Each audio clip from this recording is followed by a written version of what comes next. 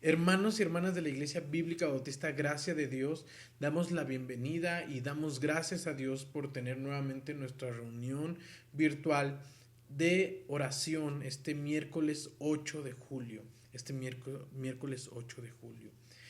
Vamos a poner este tiempo en manos de Dios y espero que te puedas reunir ahí con tu familia, con tus hijos, con tus hijas, con tu esposo o esposa y que puedas de verdad poder tener una comunión y un tiempo bien especial con Dios este día. Oremos.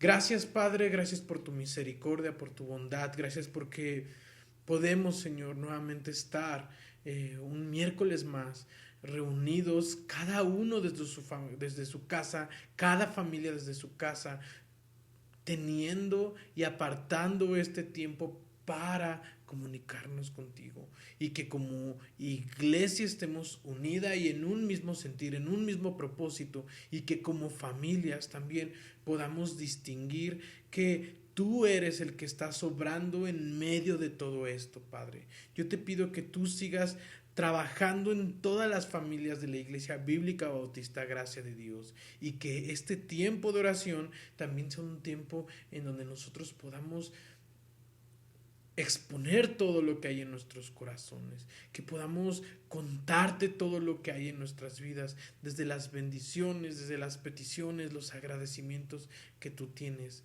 y que tú nos has dado a nuestras vidas y que nosotros queremos hacértelos llegar, porque te honramos y glorificamos por lo que tú eres, Dios, por ese sacrificio que hemos visto en Cristo Jesús y que ahora lo experimentamos en nuestras vidas y experimentamos la gracia, la misericordia, el perdón y todo lo que por medio de tu Hijo hiciste para nosotros y por nosotros.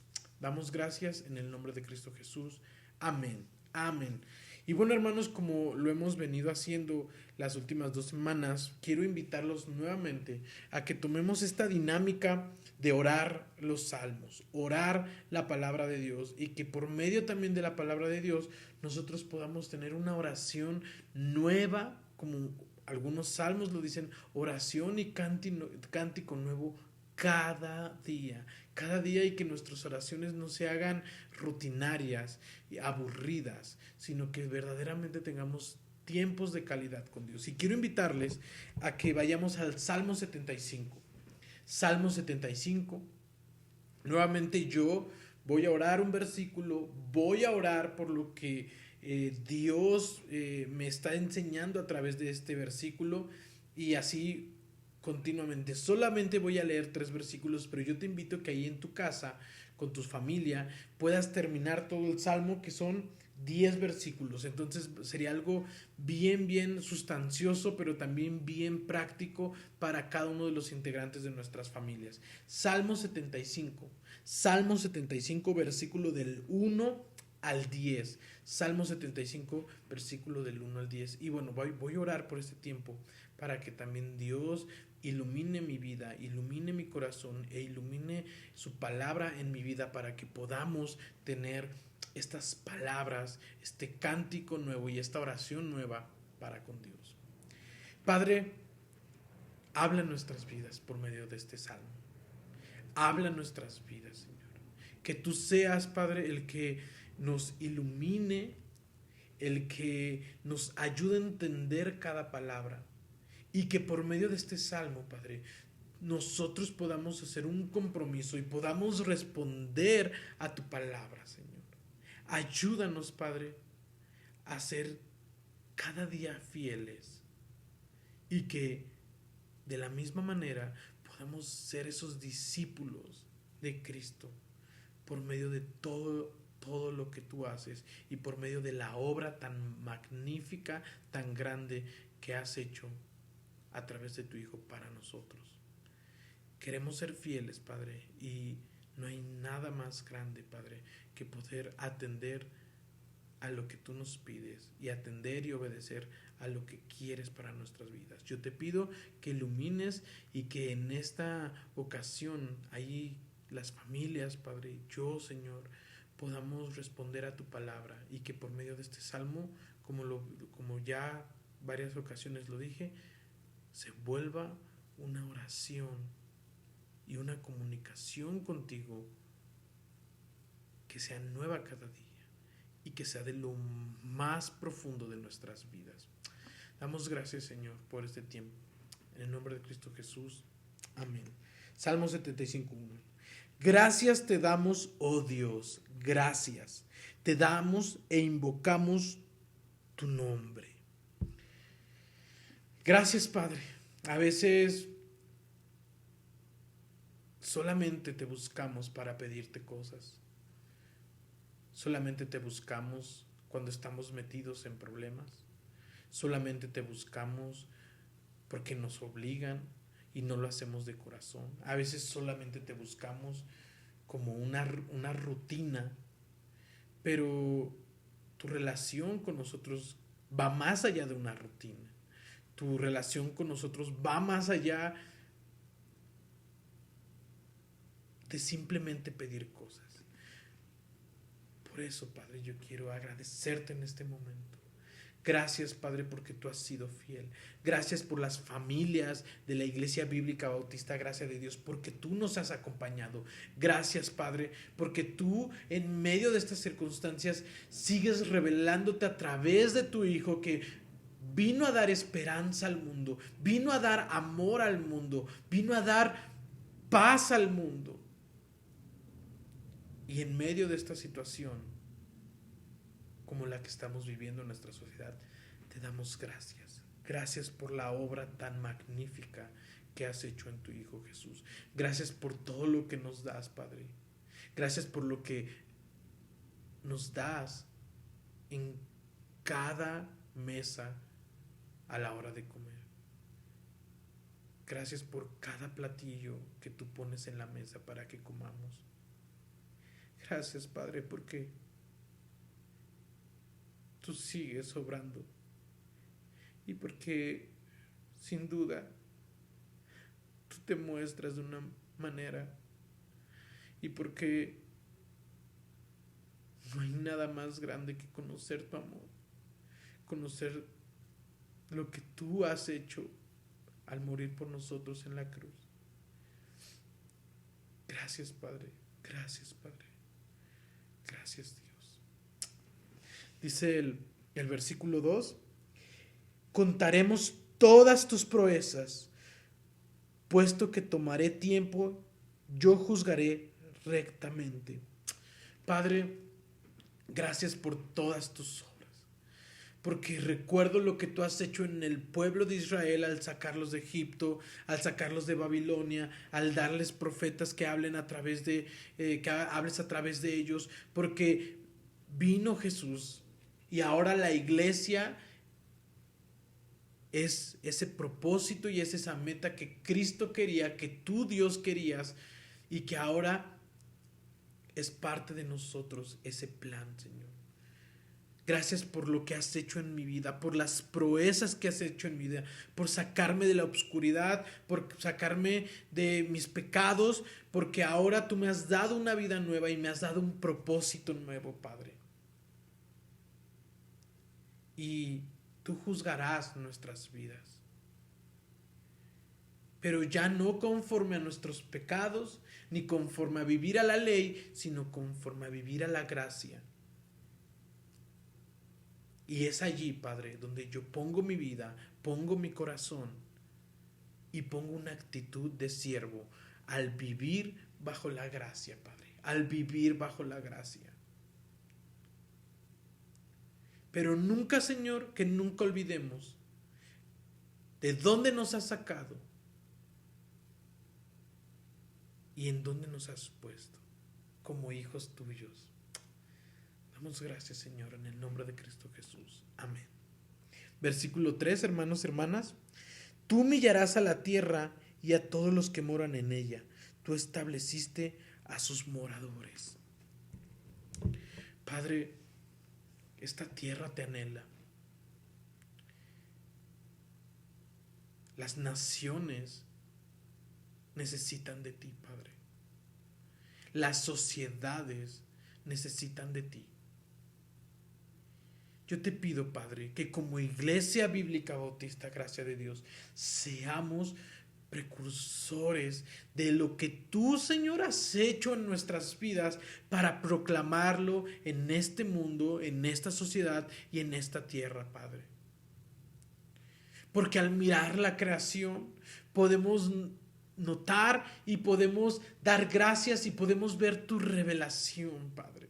Que tú eres grande, poderoso y santo, Padre.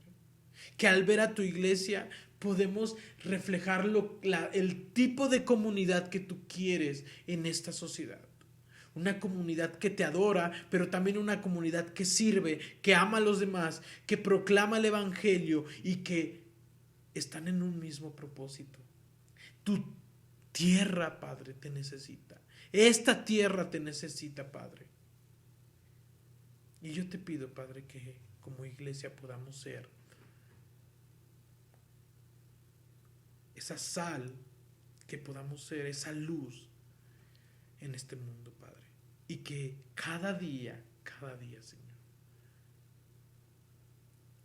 tú nos des oportunidades de mostrar el evangelio, de servir a otros, de amar a otros, de hacer un sacrificio extra, Señor, como discípulos y discípulas tuyas, Padre. Señor, te damos gracias por este tiempo y yo te pido que cuando las familias ahí en sus casas se reúnan y sigan orando y leyendo estos salmos, Padre, tú hables profundamente y me hables a mí profundamente también, Señor.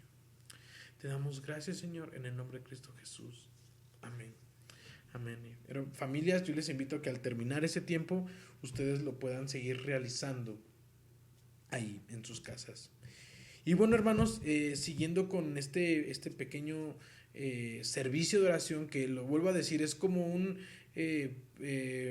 intro, es una introducción, es un preludio para lo que ustedes van a hacer ahí en sus casas.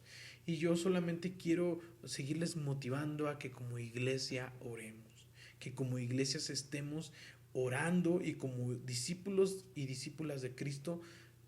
Lo hemos visto en el Evangelio de Lucas durante todas estas semanas. La oración era algo importante en la vida de Jesús y era algo que les quería enseñar a sus discípulos. Y por lo tanto debe ser algo importante y algo que Dios quiere seguirnos enseñando. Y justamente hoy vamos a leer Lucas capítulo 9. Lucas capítulo 9, versículo del 28. Lucas capítulo 9, versículos del 28 al 36. Lucas capítulo 9, versículos del 28 al 36. Hace 8 días veíamos esta declaración de Jesús acerca de lo que implicaba seguirlo. De que si querías encontrar tu vida tenías que sacrificarte por Cristo y entonces encontrar la vida. Pero si tú querías dedicar tu vida a otras cosas, la ibas a perder, ¿no? Entonces necesitamos perder nuestra vida en Jesús para encontrar el sentido de todo. Y bueno, esa era una primera parte de lo que vimos la semana pasada. Y fíjense cómo vamos a abrir en este versículo.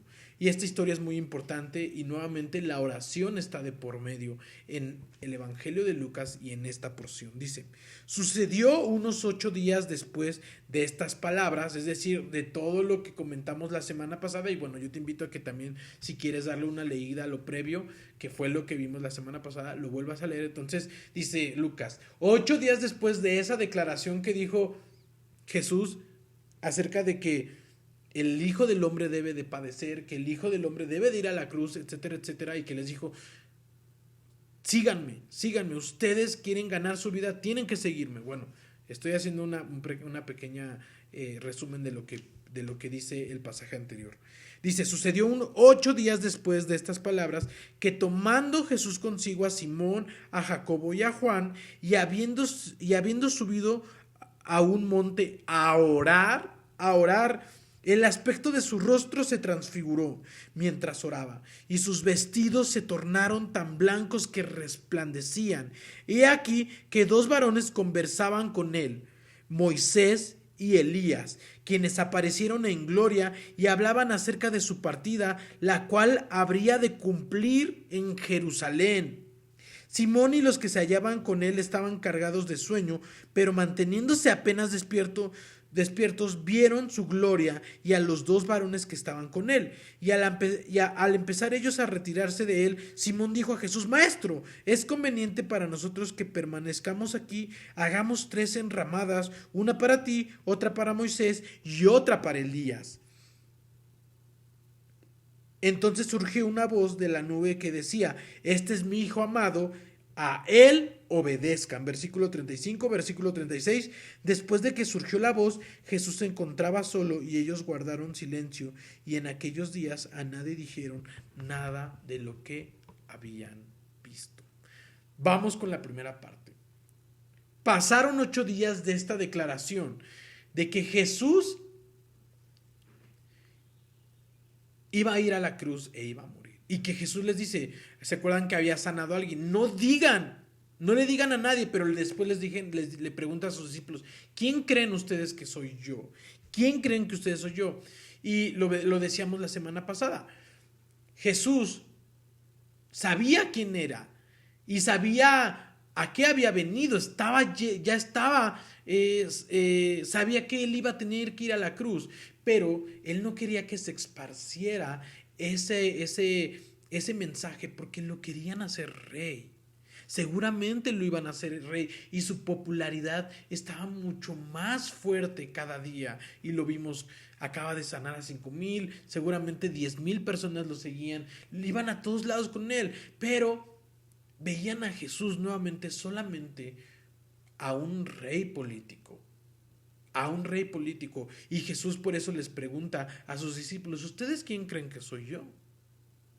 ¿Ustedes quién creen que soy yo? Y pareciera que los discípulos mismos también tienen ese mismo pensamiento que el pueblo que lo seguía, o que las personas que lo seguían. Pero les dice: qué bueno que dices estas palabras, pero quiero recordarles algo, que yo voy a ir a la cruz. Yo voy a ir a la cruz y yo voy a ir y voy a morir. ¿Están dispuestos a seguirme aún así? ¿Ustedes incluso están dispuestos a morir conmigo aún así? Bueno, eso era parte del tratado de la semana pasada. Y quiero decirte algo. Dice que en este momento Jesús fue al monte a orar. Siempre cuando en los relatos de los evangelios, hermanos, se escuche que sube a un monte, los montes desde el Antiguo Testamento tienen un simbolismo muy importante de adoración. Se iba a un monte a adorar, a rendir culto, a hacer sacrificios, etcétera, etcétera. Y Jesús en este momento sube a un monte a orar. Y sube con su grupo predilecto. Porque si Jesús bien amaba a todos sus discípulos, hermanos, amaba a todos ellos, de eso estoy seguro, pero Jesús también en su grupo tenía algunas personas que para él habían tenido una profunda amistad. Eran los mejores amigos de Jesús. Y estos eran Simón, Jacobo y Juan. Simón, Jacobo y Juan. Y si ustedes ven en otros relatos de la Biblia, estas 3 personas van a ser los que van a estar bien cercano a Jesús. Y entonces Jesús sube un monte a orar. Y aquí hay una pequeña reflexión que queramos tener, hermanos y hermanas. Y es algo que tiene que ver con la nueva visión de la iglesia. Ustedes y yo tenemos que tener discípulos como los que tenía Jesús. Ustedes y yo no estamos aquí nada más porque sí. Seguramente tuvimos personas en nuestro camino que nos ayudaron a crecer y madurar espiritualmente. Ahora yo te pregunto, ¿tú tienes discípulos o discípulas que te siguen? Yo tengo discípulas o discípulas que me siguen. Bueno, hermanos, quiero decirte que El discipulado es transferencia de vida. Y lo que Jesús hizo durante todo su ministerio fue transferirles vida. Y parte de esa transferencia de vida tiene que ver con disciplinas espirituales, como el orar y como tener una relación profunda con Cristo. Entonces, yo te invito a que si tú eres un cristiano maduro, que si tú estás consciente del evangelio, de lo que Dios quiere hacer con tu vida, de tu ministerio, etcétera, etcétera, quiero decirte que ahora yo te invito a que tú lleves a otros a ese monte a orar, y a pasar un tiempo con Dios. Yo te invito a que lo hagas. Y después dice, el aspecto de su rostro se transfiguró mientras oraba y sus vestidos se tornaban tan blancos que resplandecían. Versículo 29, hermanos.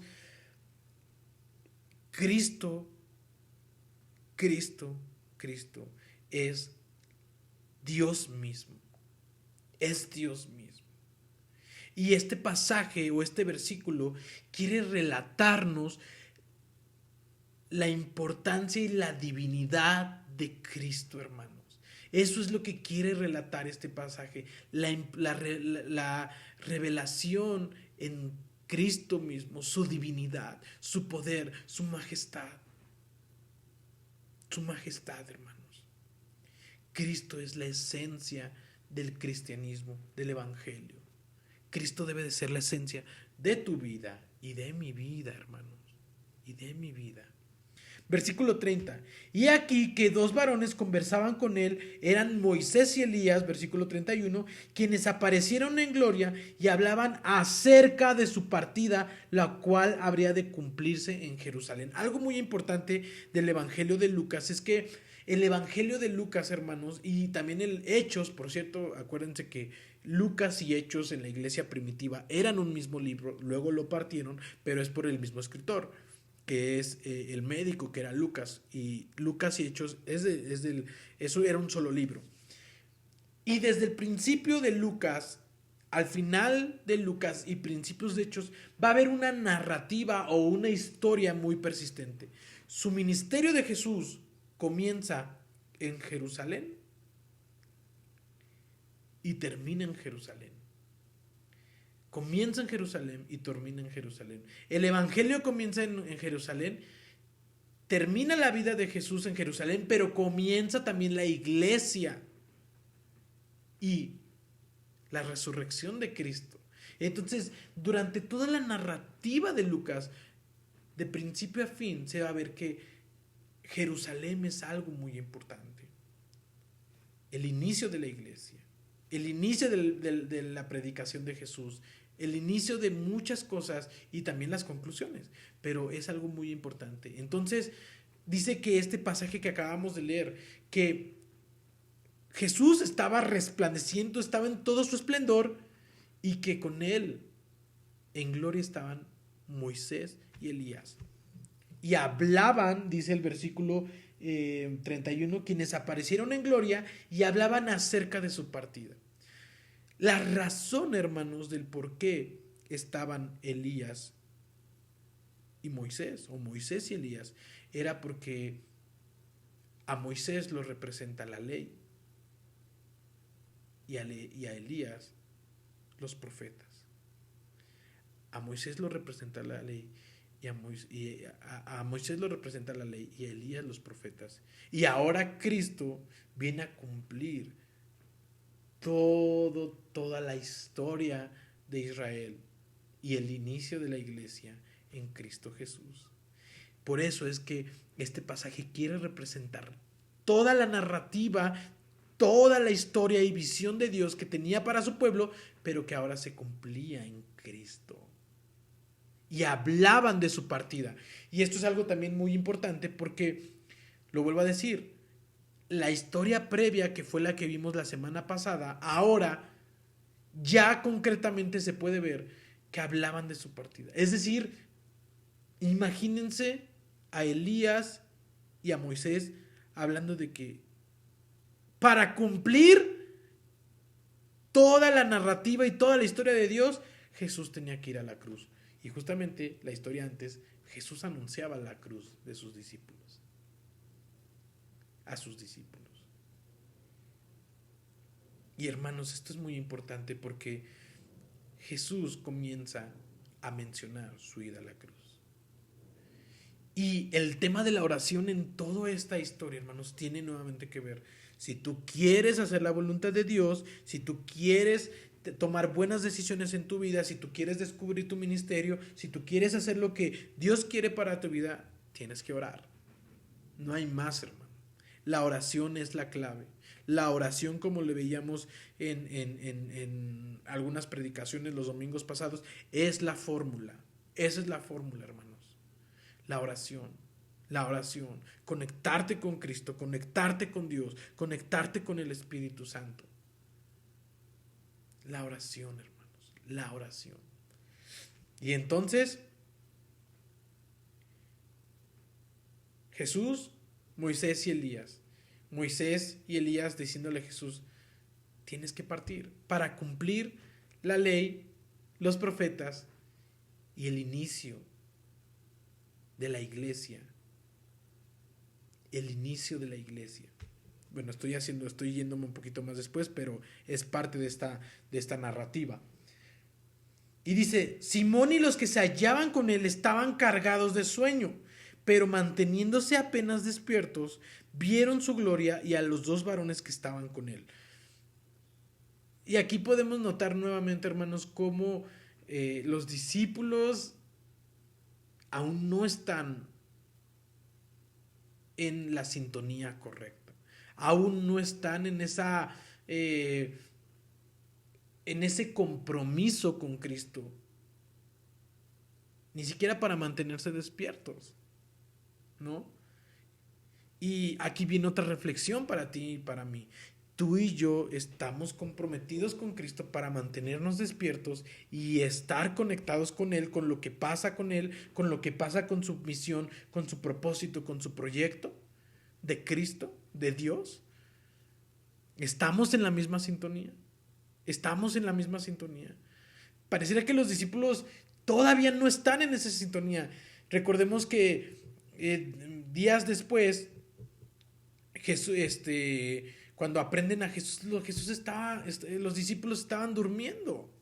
Aquí, bueno, pareciera que todavía no, pero lo vuelvo a repetir, no estaban en sintonía. Pero fíjense, al empezar ellos a retirarse de él, Simón dijo a Jesús, Maestro, ¿es conveniente para nosotros que permanezcamos aquí? Hagamos 3 enramadas, una para ti, otra para Moisés y otra para Elías, pero no sabía lo que decía. Y quiero explicarte este versículo y espero que todos y todas las que están escuchando comprendan este versículo y quiero que pongamos mucha atención. Para los judíos, Moisés y Elías eran 2 personajes sumamente importantes.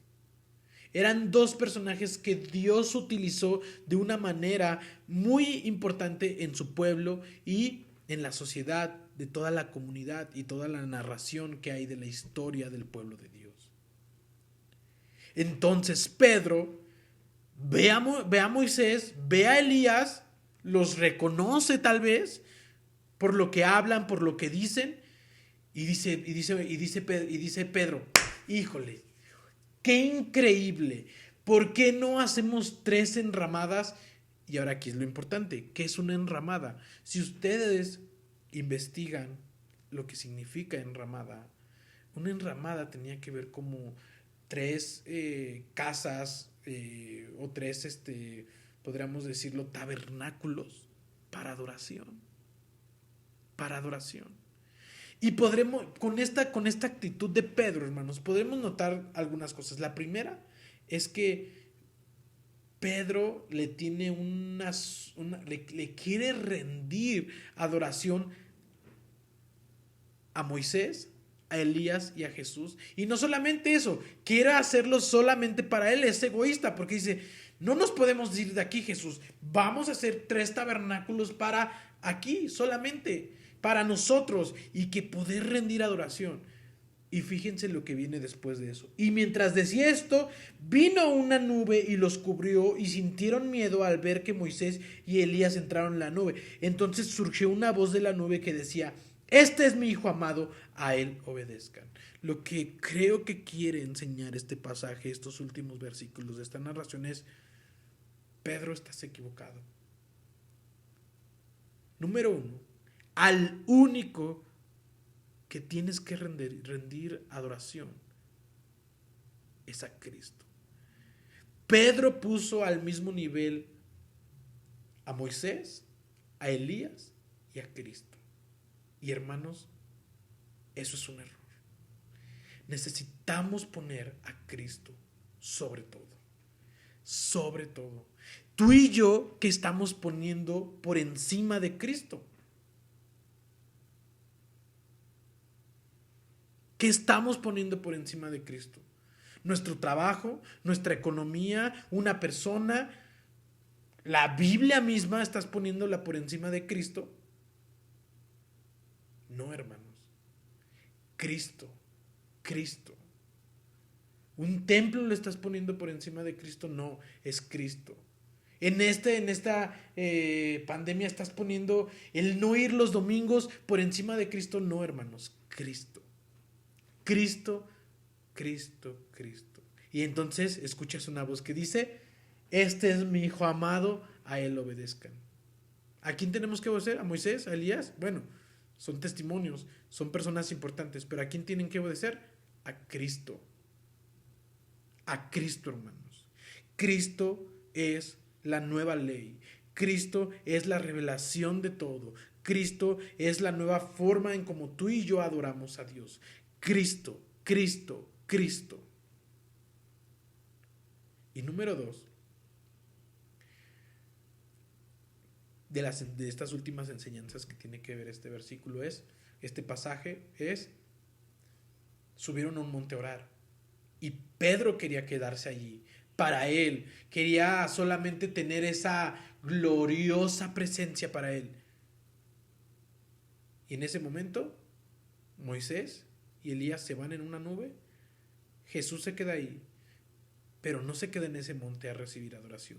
Baja a cumplir su propósito, a cumplir lo que tenía que hacer. Hermanos, con esto quiero enseñarte algo. Nuestra adoración a Cristo, nuestra adoración a Dios, nuestra espiritualidad con todo lo que representa, no puede quedarse solamente en una nube, no puede quedarse solamente en un templo, no puede quedarse solamente en una cuestión de conceptos y decir cosas espirituales. Tiene que verse reflejada en la vida, en la sociedad, en nuestra comunidad, en nuestra colonia, en nuestra calle, con nuestros vecinos, en todos lados. El propósito de la crucifixión de Cristo no era que solamente, o el propósito de esta transfiguración no era que se quedara allí para que estemos expectantes. No, es Cristo vivió esa transfiguración, vivió esa cosa tan increíble, y Pedro quería rendir la adoración, pero no era para quedarse en ese monte, era para bajar de ese monte y todo eso verlo reflejado.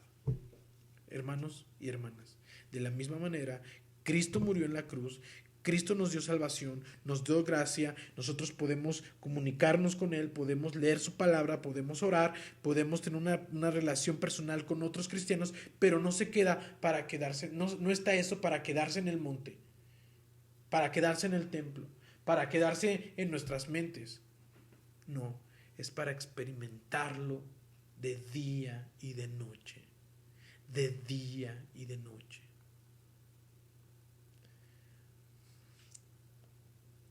La misma oración, alguna otra vez lo comenté, la misma oración tiene que ver con aspectos prácticos de nuestra vida cada día, cada día.